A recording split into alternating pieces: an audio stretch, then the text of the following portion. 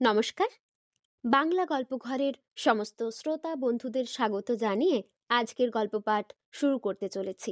আজ আপনাদের যে গল্পটি পাঠ করে শোনাতে চলেছি আশা করি খুব ভালো লাগবে।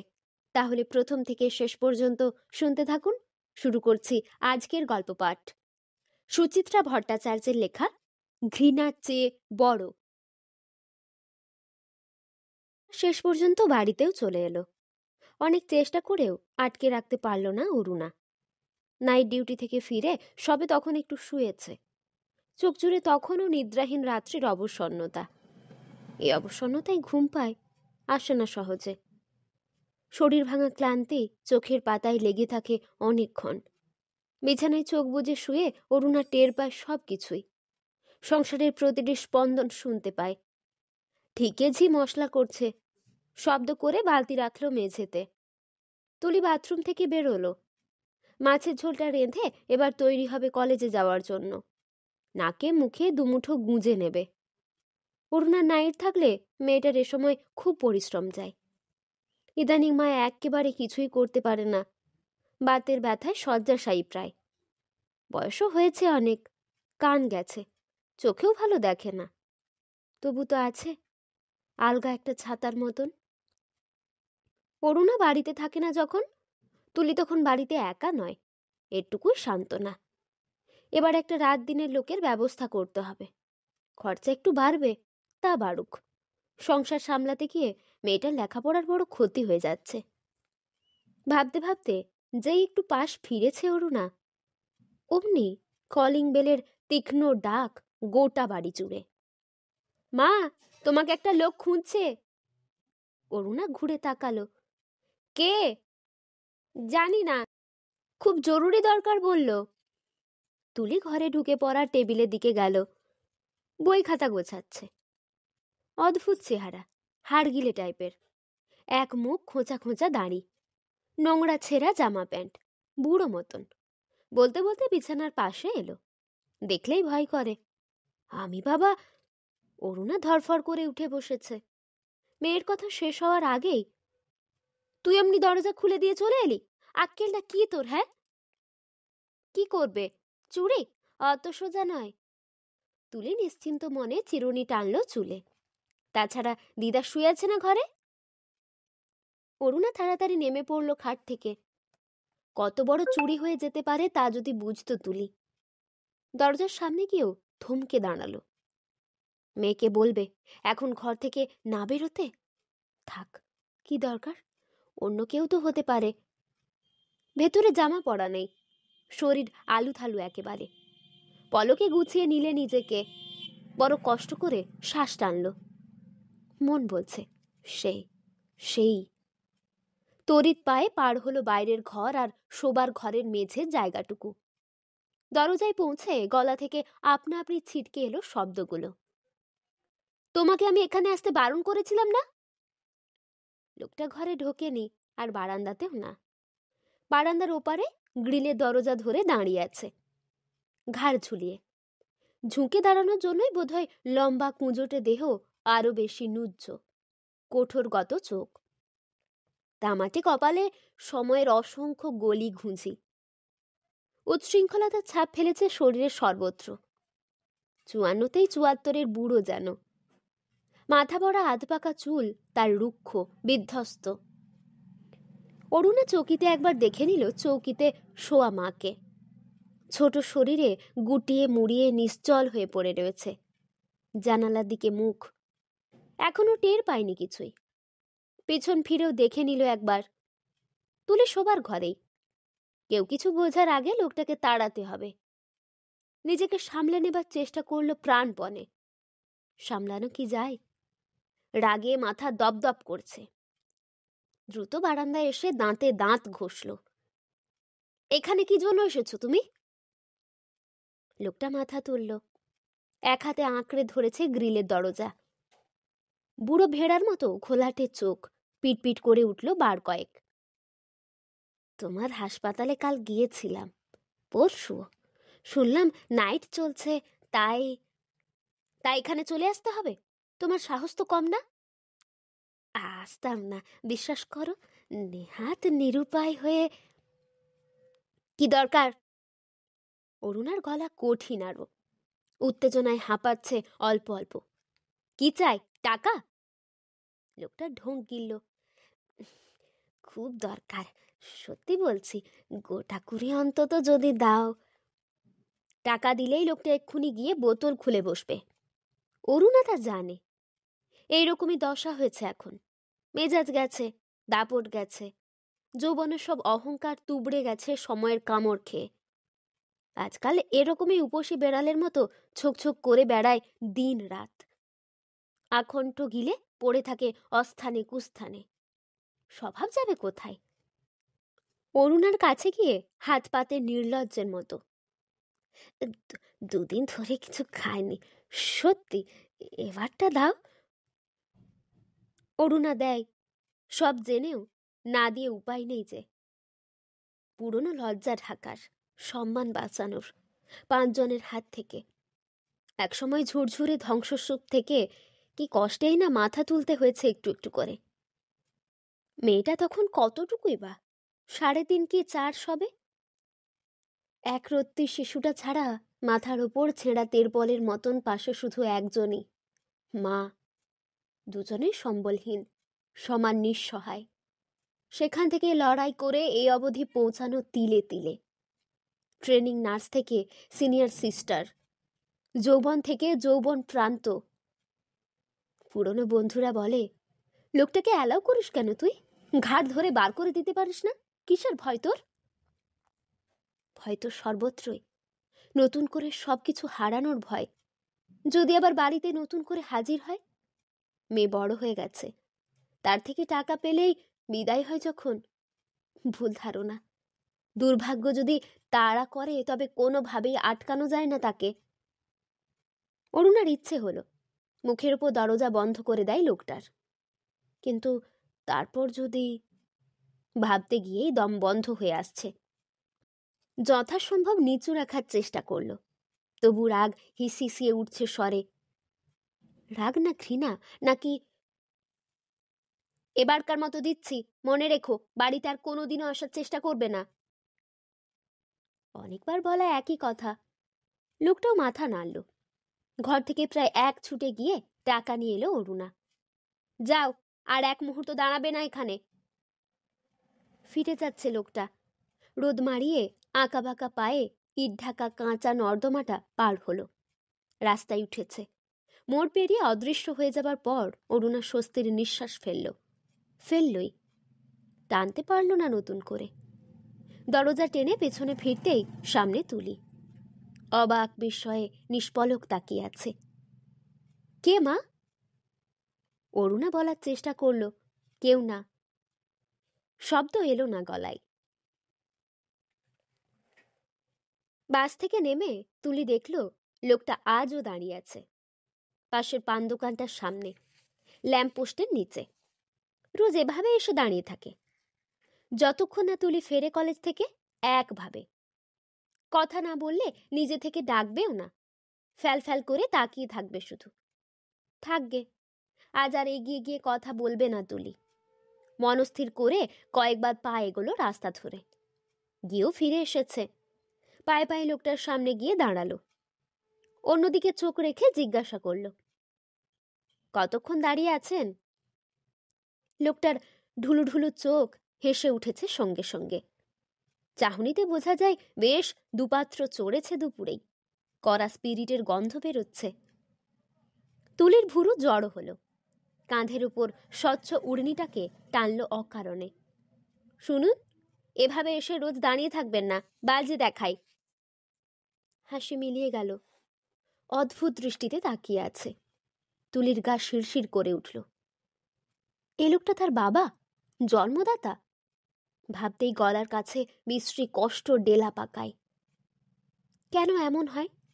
লোকটার উপর কোনো মায়া থাকা তো উচিত নয়। মা ঠিকই বলে, লম্পট, চরিত্রহীন একটা। নিজের ফুর্তির জন্য মেয়ে বউকে অসহায়ভাবে ফেলে চলে গিয়েছিল। এখনো আসে, তার তো নিজের দরকারে। এখনো বিন্দুমাত্র টান নেই কারোর ওপরে, তুলির ওপরেও না।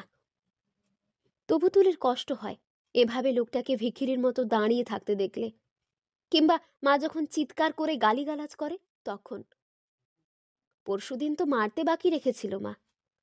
লোকটা তখন এমন মাতাল যে কথা বলা তো দূরে থাক, চোখ খুলে তাকাতেও পারছিল না ভালোভাবে। কেন যে এত মদ খায় এই আধমরা শরীরেও। এক এক সময় তুলির মনে হয় লোকটার বোধ হয়তো অনেক দুঃখ জমে আছে বুকে, পুরনো ভুলগুলোর প্রায়শ্চিত্ত করতে চায়। আসলে তা চাই কি? তুলি আবার প্রশ্ন করল, উল্টো দিকের বিজ্ঞাপনের হোর্ডিংটার দিকে চোখ রেখেই। খাওয়া হয়েছে? ডিগডিগে মাথা দুদিকে নড়ল বার কয়েক, মুখ অল্প হাঁ। তুলি একটু ভেবে নিল। ওপারের মিষ্টির দোকানটা খোলা আছে, একটু এগোলে সারদা কেবিনও। লোকজন ড্যাব ড্যাব করে তাকিয়ে দেখবে, তার থেকে বরং। লোকটার লালচে চোখে চোখ রাখল তুলি। আসুন, মা আসার আগে চলে যাবেন কিন্তু। তুলি আগে আগে হাঁটছে আর লোকটা পিছনে। দুপুর গড়িয়ে বিকেল আসছে পায়ে পায়ে। আকাশে রং বদলাচ্ছে সূর্য। দুধারে দোকানপাট খুলছে এক এক করে। হাঁটতে হাঁটতে চারিদিকে নজর রাখছিল তুলি। রাস্তায় লোক যদিও বেশি নেই, তবু পথ চলতি মানুষেরা থমকে দেখছে একবার করে। টলমলের নেশাখোরের সঙ্গে অষ্টাদশী তুলি। একটু গতি বাড়িয়ে তুলি দূরত্ব দীর্ঘতর করে নিল। মোড়ের বড় মুদি দোকানদারটা গলা বাড়িয়ে তাদেরই দেখে রোজ। ক্রমশ কৌতূহল বাড়ছে অনেকেরই, পাড়া প্রতিবেশীদের, চেনা পরিজনের। এদিকে কারোর সঙ্গে তেমন ঘনিষ্ঠতা হয়ে ওঠেনি। বলতে গেলে তারা এরকম নতুন বাসিন্দা এই অঞ্চলের। শ্যামবাজারের ভাড়া বাড়ি ছেড়ে এই তো সবে 1.5 বছর এসেছে মল্লিকপুরে। বাড়ির বাইরেটা এখনো প্লাস্টার করে উঠতে পারেনি মা, ছাদ এখনো ন্যাড়া। তুলি বড় রাস্তা ছেড়ে সরু রাস্তায় ঢুকলো। এদিক ওদিক এখনো বাড়ি উঠছে মাঝে মাঝেই। কলকাতা থেকে একটু দূর হলেও জায়গাটা মোটামুটি সুন্দর। এখনো অনেক গাছপালা আছে, মাঝে মাঝে পুকুরও। ছাদে উঠলে হাওয়ায় ভেসে যায় শরীর। ওই লোকটা যদি ঠিক থাকতো, আরো সুন্দর কোনো জায়গায় থাকতে পারতো তারা। কথাটা ভাবতেই হুড় করে এক গাদা প্রশ্ন এসে গেল মনে। আচ্ছা, লোকটা কি কাজকর্ম কিছু করতো, নাকি চিরকাল এমন বাউন্ডুলে? কোনোদিনও কি ভালোবাসতো তুলিকে, আদর করেছে কোলে নিয়ে? প্রশ্নগুলোর সঙ্গে দুম করে অভিমান ঢুকে পড়েছে মনে। মাঝ রাস্তায় তুলি দাঁড়িয়ে গেল। লোকটা বেশ কিছুটা পিছিয়ে পড়েছে, দুর্বল পায়ে গুটি গুটি হাঁটছে। টলতে টলতে কাছে এলো। তুলি তাকালো স্থির দৃষ্টিতে। আপনাকে একটা কথা জিজ্ঞাসা করব? লোকটা ঘাড় কাত করল। কথা বিশেষ বলে না কোনো সময়ে। হঠাৎ আপনি আমাদের কাছে আসা শুরু করেছেন কেন? প্রশ্নটা কি মার মতো হয়ে গেল? লোকটার মাথা ঝুলে গেছে নিমেষে, চুপ করে দাঁড়িয়ে আছে। না, এ লোক সমস্ত বোধ বুদ্ধির বাইরে। রাগ নয়, অভিমান নয়, এর ওপর শুধুই দয়া আসা উচিত। তুলি বাড়ির দিকে চলতে শুরু করলো আবার। আসুন। সিঁড়িতে পা রেখেই অরুণা টের পেল আজও তুলি নিয়ে এসেছে লোকটাকে। ছোট ছোট 2 ধাপ সিঁড়ির মাথায় গ্রিল ঘেরা বারান্দা। বারান্দার মাঝ বরাবর বাইরের ঘরের দরজা। দরজার দুদিকে ছেত্রে পড়ে তার 2 পাটি চপ্পল, গোড়ালি খাওয়া, ধুলো কাদা মাখা। মুহূর্তে মাথায় আগুন জ্বলে উঠল অরুণার। কলিং বেল না টিপে গ্রিলের দরজাটাকে ঝাঁকালো সজোরে। সঙ্গে সঙ্গে অবশ্য পর্দার ওপাশ থেকে বেরিয়ে এসেছে তুলি। ভরাট যৌবন উড়নিবিহীন সালোয়ার কামিজে যথারীতি উদ্ধত, চোখে মুখে নির্বিকার ভঙ্গি। অরুণার চোখ দপদপ করে উঠল। আজ আবার নিয়ে এসেছিস? আমি আনিনি, নিজে এসেছে। তুলির নির্লিপ্ত জবাবে স্পষ্ট অবজ্ঞার ভাব। পরিষ্কার বোঝা যায় মিথ্যে কথা বলছে। অরুণার চোয়াল শক্ত হয়। এভাবে চলতে পারে না, আজ একটা বিহিত হওয়া দরকার। দরজায় গ্রিলে চটিতে অধৈর্য কিছু শব্দ বাজে দুমদাম ঢুকে এলো ঘরে। লোকটার দিকে জ্বলন্ত চোখে তাকালো। আবার এসেছো তুমি, নির্লজ্জ বেহায়া কোথাকার? লোকটা চুপ। বেতের সোফার এক কোণে জড়সড় হয়ে বসে রয়েছে, বুড়ো শকুনের মতো। তার মুখখানা চোয়াড়া দেখাচ্ছে আরও। গলায় দুখানা সিঁড়ি ফুলে রয়েছে উৎকটভাবে। আধময়লা শার্টের কলার আট ফাটা, ইস্ত্রিবিহীন। পরনের প্যান্টখানা সেই রকমই জীর্ণ। অরুণার তীক্ষ্ণ চোখ মানুষটাকে ছেড়ে পাক খেল গোটা ঘরে। লোকটার পাশে রাখা তেপায়া টেবিলে খালি প্লেট পড়ে রয়েছে একখানা, আর জলের গ্লাসও। নজর সেদিকে যেতেই লোকটা সংকুচিতভাবে বলে উঠছে, খুব খিদে পেয়েছিল, তাই তুলি। খিদে মিটেছে তো, বেরো এবার। তোমার সঙ্গে কথা ছিল একটা, আমার শোনার সময় নেই। অরুণা ভেতরে দরজার দিকে এগোলো। দেখা না গেলেও আবছা বোঝা যায় পর্দার উপাশে তুলি দাঁড়িয়ে আছে। মাথা ঝিমঝিম করে উঠল আচমকা। বুকের বাঁদিকে একটা যন্ত্রণা হচ্ছে। তুলি বড় বেশি স্পর্শকাতর হয়ে উঠেছে লোকটার সম্পর্কে। রক্তের টান যাবে কোথায়? রক্তের টান, না নিজেরই ভাঙা কপাল? যে মেয়েকে এত কষ্ট করে বড় করে তোলা, সেও পর হয়ে গেল ওই লোকটার মতোই। অরুণার চোখে জল এসে যাচ্ছিল। ঠোঁট কামড়ে নিজেকে সামলাতে চেষ্টা করলো জোর করে। সেই ফাঁকে বেহায়া লোকটা বলে উঠল, কয়েকটা টাকার দরকার ছিল। অরুণা চকিতে ফিরে গেছে লোকটার সামনে। ভেতরকার সমস্ত রাগ, ক্ষোভ, হিংসা, যন্ত্রণা ফেটে পড়েছে একসঙ্গে। এক পয়সাও তোমাকে আর দেব না, বুঝেছ? একটা বাক্যের পর গলা চড়েছে আরো। কি ভেবেছ আমাকে তুমি? হ্যাঁ, আমার মুখের রক্ত তোলা পয়সায় তুমি ফুর্তি মেরে যাবে এভাবে? আবার নতুন করে সংসার ভাঙতে এসেছ আমার শয়তান? বলতে বলতে গলা কেঁপে যাচ্ছে। বিচিত্র সব স্বর ছিটকে আসছে গলা থেকে। মেয়ের কাছ থেকে টাকা নিয়ে তুমি মদ খাও? লজ্জা করে না তোমার? বুড়ো হয়ে চিতায় উঠতে চলেছ, ছি ছি ছি। রাস্তার বেহেড় হয়ে পড়ে থাকো রোজ। তোমার লজ্জা না থাকতে পারে, আমার তো আছে। তোমার জন্য কোথাও মুখ দেখানো দায় হয়ে উঠেছে, পাড়ায়, হাসপাতালে। অরুণার উঁচু গলা ভেঙে এলো ক্রমে। লোকটা তখনও নিরুত্তর, ধরা পড়া আসামির মতো যথারীতি ঘাড় ঝুলিয়ে ফেলেছে। অরুণা আরো সামনে এগিয়ে গেছে লোকটার। শেষ জীবনটাও শান্তিতে বাঁচতে দেবে না আমাকে? একটু শান্তি দাও, দয়া করো। দাও দাও বললেই কি শান্তি পাওয়া যায়? কোনোদিন পেয়েছে কেউ? অরুণার কথা শেষ হবার আগেই ঘরে ঢুকে পড়েছে তুলি। অরুণাকে ধমকে সে বলে উঠল, উঠুন তো আপনি, অনেক হয়েছে। বলে ফিরে তাকিয়েছে মায়ের দিকে। শুধু বাবার জন্য নয়, তোমার জন্য চারিদিকে মুখ দেখানো দায় হয়ে উঠেছে মা, বুঝেছ? এখন বুঝতে পারছি কেন তোমাকে ছেড়ে বাবা। কি কি বললি? তীব্র বিস্ময়ে আর্তনাদ করে উঠেছে অরুণা। ঠিকই বলেছি, একটা অসুস্থ লোকের উপর অত্যাচার করতে তোমার লজ্জা করে না? অরুণা হতবাক, অরুণা স্তম্ভিত। এও শুনতে বাকি ছিল তবে, নিজেরই মেয়ের কাছ থেকে? এত বড় কথাটা আমাকে বলতে পারলি তুই? আমি অত্যাচার করি? করো, করো। তুলির চোখ ঘুরছে অশান্তভাবে। আজ ফয়সাল্লা করে ছাড়বই। ঘরের মধ্যে চঞ্চল পায়ে পাক খেল কয়েকবার। কবে একজন কি অন্যায় করেছে তার শোধ তুলতে তাকে তুমি মেরে ফেলবে এভাবে, একটু একটু করে? আরে, আমি মেরে ফেলেছি? ফেলছই তো। হাসপাতাল থেকে মদের পয়সা দিয়ে বিদায় করে দিতে লোকটাকে কিসের জন্য? কোন গোপন করেছিলে আমার কাছে? সে তো তোর জন্যই, তোদের জন্য। বাজে কথা।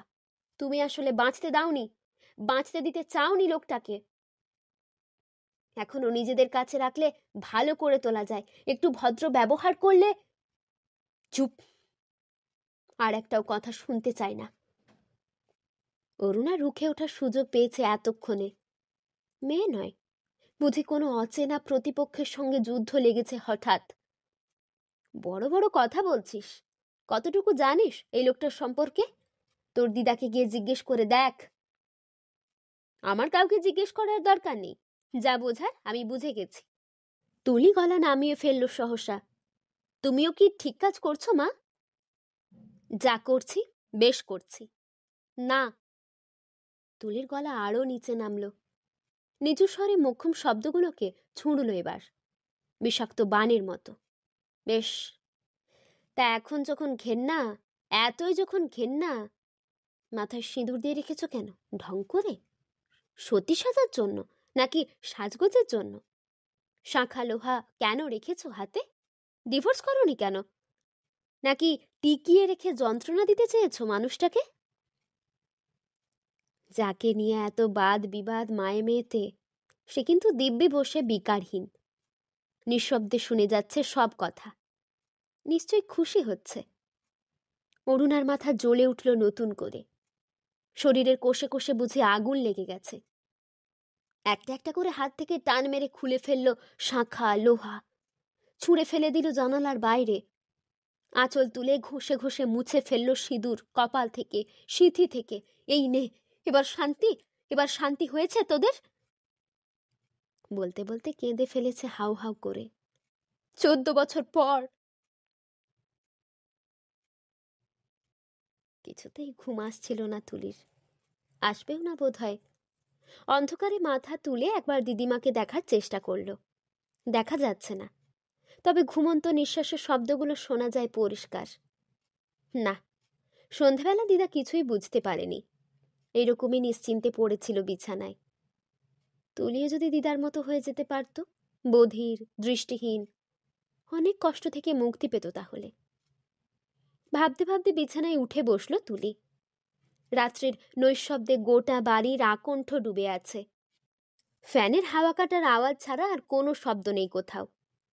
কিছুক্ষণ কান পেতে রইল তুলি। ও ঘরের একটু শব্দ যদি শুনতে পায়। মা কি কাঁদছে এখনো? জীবনে কোনোদিন মাকে ওভাবে কাঁদতে দেখেনি তুলি। না জানি কত আঘাত পেয়েছে মনে। তুলির বুকটা হু হু করে উঠল। ভীষণ অপরাধী লাগছে নিজেকে। ওই লোকটা, হ্যাঁ, ওই লোকটাই তো সংসারের শান্তি নষ্ট করে দিয়েছে তাদের। কোথা থেকে উড়ে এসে জুড়ে বসেছে। কেন যে লোকটার হয়ে ওভাবে বলে ফেলো তুলি, রাগের মাথায়। মা কাঁদতে কাঁদতে বলেছিল, ওই বাপ এখন বড় হয়ে গেল তোর কাছে, আমার থেকেও। কখনো না। ওই লোকটা কেউ নয় তুলির, শুধুই রাস্তার মাতাল একটা নেশাখোর বুড়ো ভিখিরি। ওরকম লোককে করুণাই করা যায় মাত্র। তুলি তো তাই করতে চেয়েছিল। মাঝখান থেকে সব কেমন গন্ডগোল হয়ে গেল হঠাৎ। মশারি তুলে বিছানার বাইরে বেরিয়ে এলো তুলি। লোকটা চলে যাবার পর থেকে ও ঘরের চৌকিতে শুয়ে আছে মা, জল পর্যন্ত মুখে দেয়নি। অন্ধকারে পা টিপে টিপে পৌঁছে গেল বাইরের ঘরে। পর্দা সরাতেই তুলির হৃৎপিণ্ড নিথর। মা নেই বিছানায়। জানালা দিয়ে ল্যাম্পপোস্টের আলো এসে একাই গড়িয়ে আছে ফাঁকা বিছানায়। বাইরে যাওয়া দরজা হাট করে খোলা। নিঃশ্বাস বন্ধ করে তুলি দৌড়ে গেল বারান্দায়। গ্রিলে দরজায় তালা খোলা।